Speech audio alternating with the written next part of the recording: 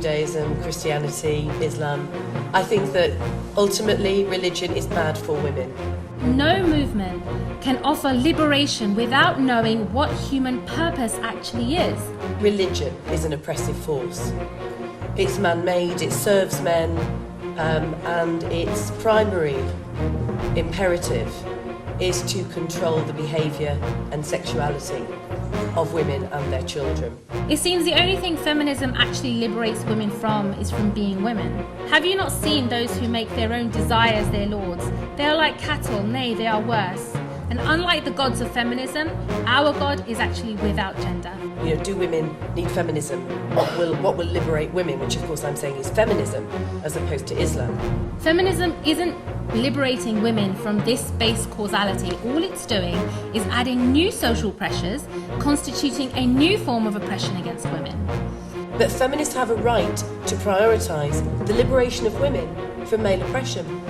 I think equality is for cowards. We're not on the same playing field.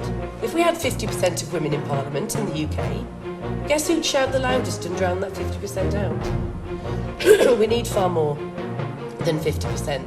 Unlike feminism, Islam doesn't stop at justice for just one gender, but rather liberation for all.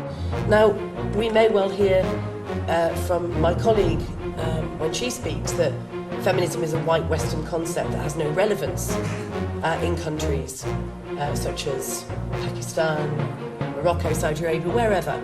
And I would absolutely fundamentally disagree with that. Feminism doesn't really have a book or any kind of code that you can measure and say this person is a feminism and this person is not. Anybody can come up with an ideology of their own and say, I'm a feminist, this is what I believe, and that has to be accepted within feminism.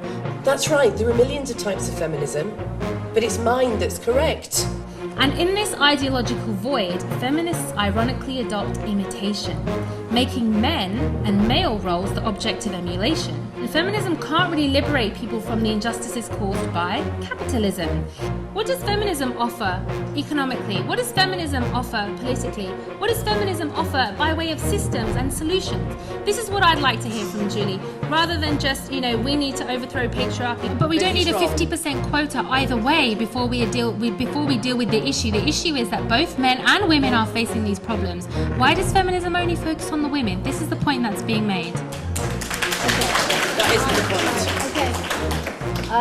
So rather than tell women to cover up in 90-degree heat because men can't keep their pants up, I want to stop men from thinking that women are just shaggable objects. To say that you can somehow abolish attraction or abolish human feelings is inhumane. It's not actually possible.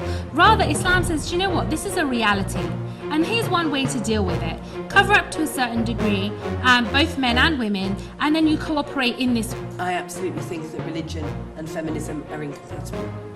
A lot of the things that are going on in the Muslim world are secular problems. They're not Islamic problems. Those systems are not Islamic systems. They are secular systems, which is why we see the oppression there, which is why we see oppression not just against women, but against men too. Why not just look at a system that has already done this? It's proved and tested, and it has been established in the past, and all it needs in the Muslim world is revival.